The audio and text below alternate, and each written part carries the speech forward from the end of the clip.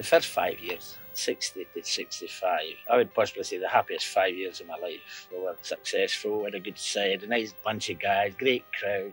He says, as soon as you get the ball, give it to Jim or Ian, who's ever in space, give him it. Then it's up to them to get the game going up front.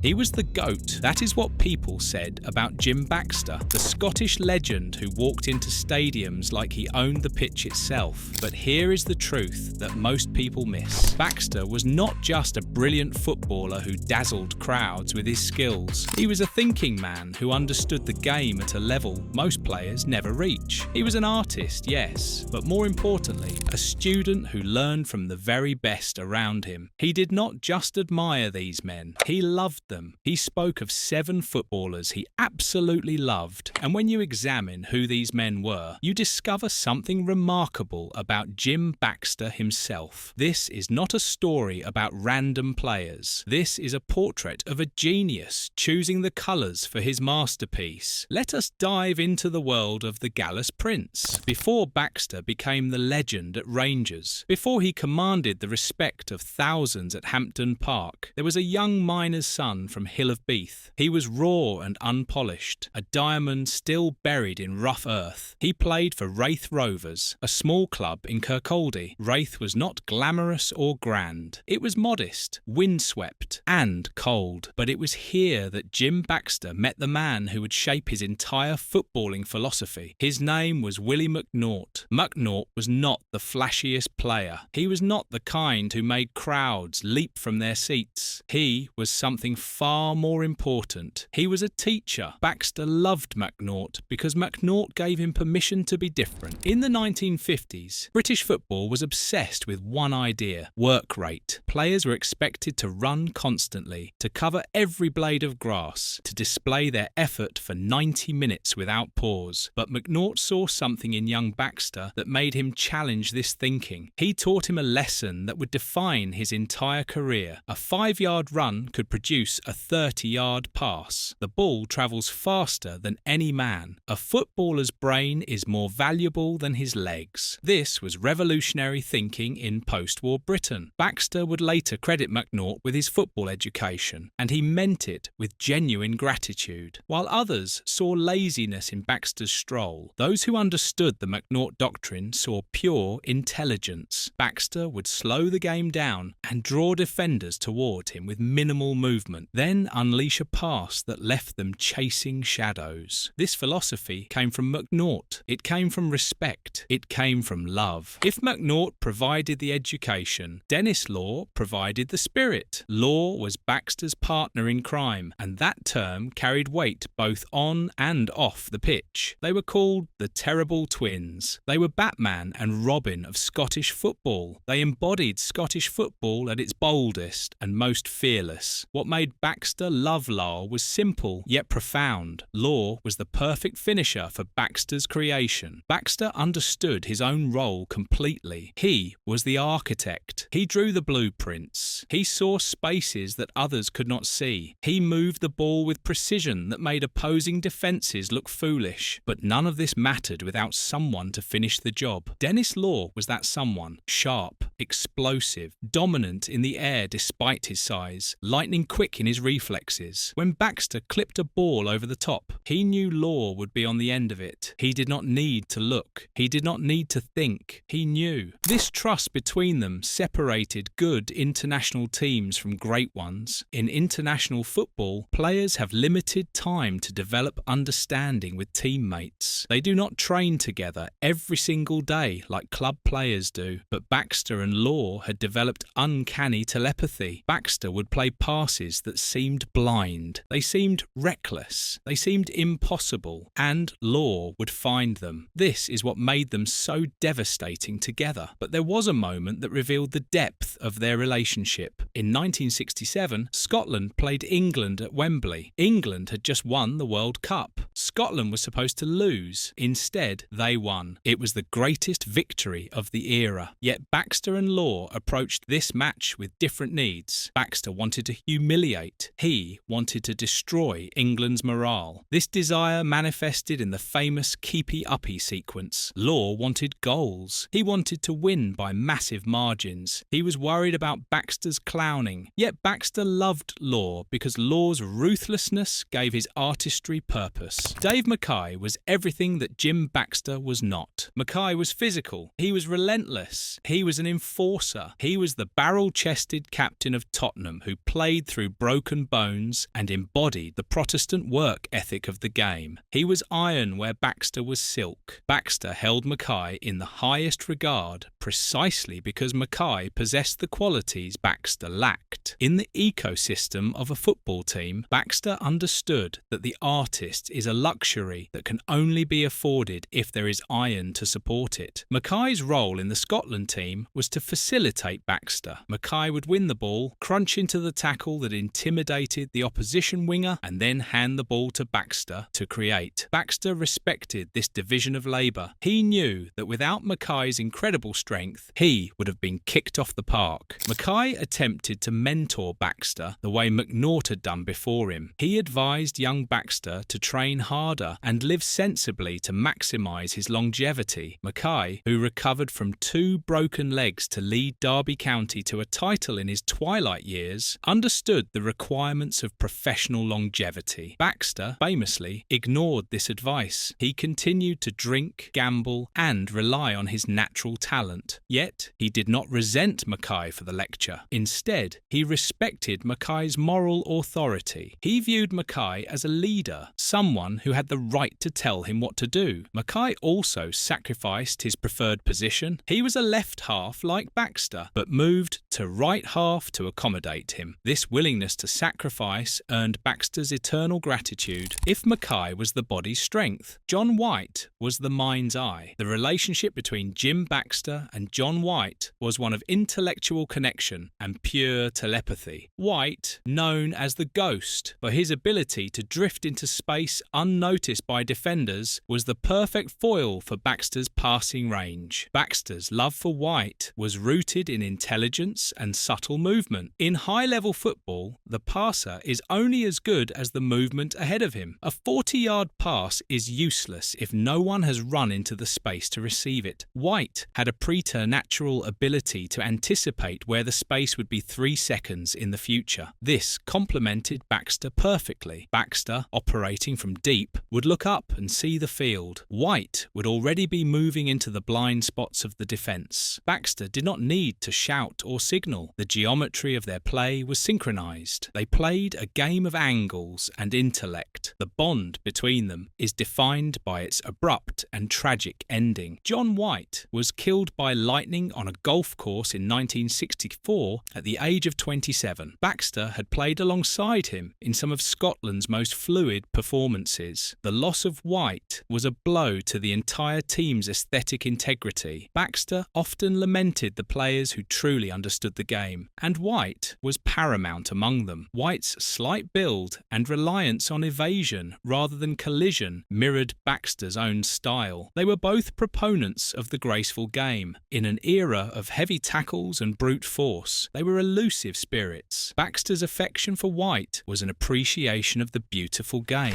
Billy Bremner represents a complex figure in Baxter's life, a club rival, a stylistic contrast, but ultimately a co-conspirator and ally. Their relationship is defined by the events of 1967 and the concept of collusion. While Baxter is the public face of the keepy-uppy incident at Wembley, research indicates that Billy Bremner was his willing accomplice. Baxter colluded with Bremner to frustrate the world champions. This implies a shared intent. Bremner was the captain of Leeds United, a team known for its cynicism and defensive hardness. Yet for Scotland, Bremner was a dynamo of skill and energy. Baxter loved Bremner because Bremner did the running that allowed Baxter to stand still. It was a classic engine and steering wheel partnership working in perfect harmony. Bremner was an Anglo, a Scot playing in the English League. In the 1960s, there was often tension between the home Scots and the Anglos, but Baxter, who eventually moved to England himself, bridged this gap. His friendship with Bremner united the squad and created harmony. Bremner's gallusness matched Baxter's perfectly. The image of the two of them together became iconic, one tall and elegant, the other small and fiery, both red-haired and fearless. They represented the two faces of Scottish resistance. In the tribal warfare of Glasgow, Rangers and Celtic are oil and water. For a Rangers icon like Baxter to publicly declare his love for a Celtic icon like Jimmy Johnstone was a radical and bold act. It transcended the sectarian divide entirely. Johnstone represents the entertainer, the mirror image of Baxter across the divide. Johnstone, voted the greatest Celtic player of all time, was known for his ability to beat a man, stop, wait for him to recover, and beat him again. Baxter adored this. He called Johnstone an entertainer, a label Baxter coveted above all others. Baxter recognised that he and Johnstone were engaged in the same project, bringing joy to the working-class crowds of Glasgow. They were both Tanner Bar players who honed their skills on the streets. The relationship defied the bitterness of the old firm derby entirely. Stories abound of the two drinking together after matches where they had been sworn enemies on the pitch. Baxter protected Johnstone in the press and often spoke of him with warmth that humanised the rivalry. They also shared the burden of being marked men. Defenders tried to kick them out of the game. Baxter saw Johnstone's resilience as a form of courage equal to Mackay's hardness. The final entry in Baxter's pantheon is the most surprising. Bobby Moore, the captain of England, the symbol of the old enemy. Moore represents the ideal of elegance and composure. For a Scot in 1967, hating the English captain was practically mandatory, yet Baxter held a deep professional respect for Moore's composure and grace. Baxter's game was defined by unhurried artistry. He never looked stressed or rushed. In Bobby Moore, he saw the only Englishman who played the same way. Moore famously did not tackle. He intercepted. He did not run. He positioned himself perfectly. Baxter loved Moore's elegance on the ball because it mirrored his own McNaught-inspired philosophy. Baxter often mocked English players as robots, but Moore was the exception. He was the graceful side of the game. Baxter's humiliation of England in 1967 was made sweeter because it was done against a team led by Moore. Moore was the gentleman, the establishment figure, the perfect professional. Baxter was the rebel, the drinker, the gambler. They were opposites in temperament, but equals in talent. Baxter's respect for Moore suggests that deep down he valued the class Moore exuded. While Baxter played the clown to Moore's straight man, he knew the show required both. This relationship proves he was not blinded by nationalism. He could look across the halfway line and acknowledge greatness. By analysing these 7 relationships, we can reconstruct what Jim Baxter considered the perfect footballer. From Willie McNaught came intelligence and economy. From Dennis Law came spirit and arrogance. From Dave Mackay came strength and protection. From John White came elegance and grace. From Billy Bremner came work ethic and determination. From Jimmy Johnstone came entertainment and flair. From Bobby Moore came composure and class. These 7 men were not random selections. They were Baxter's answer to a fundamental question. What does it take to be a complete footballer? Jim Baxter's career was a tragic arc. He burned out too quickly due to lifestyle and injury. But through his loves, we see the player he was and aspired to be. The selection of these 7 men reveals a complex footballing mind. Baxter was not just an entertainer. He was a thinking player, a respecter of excellence. His love shows the traits he admired. Baxter's list is his love letter to football. His legacy is woven into their stories. The story of Jim Baxter is often told as a cautionary tale, but through the 7 players he loved, a different narrative emerges, one of profound connection and footballing purity. He shared his talent, with Law in the final third, with White in the pockets of space, with Bremner in the trenches, with Johnstone in the bars of Glasgow. He learned from McNaught that the mind is faster than the legs. He learned from Mackay that the team comes first. He learned from Moore that grace is permanent. He was the GOAT, yes, but he was humble enough to love 7 other men and secure enough in his genius to honour theirs. That is the real story.